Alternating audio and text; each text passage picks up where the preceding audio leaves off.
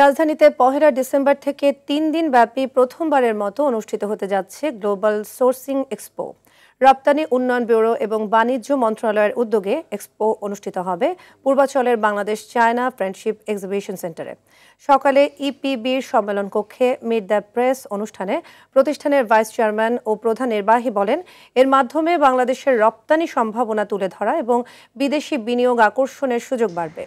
Garments, home textile, চামড়া ও পাদুকা, ceramic, কৃষিজ পণ্য, প্লাস্টিক, ফার্মাসিউটিক্যালস সহ সম্ভাবনাময় খাতের পণ্য প্রদর্শনীতে রাখা হবে।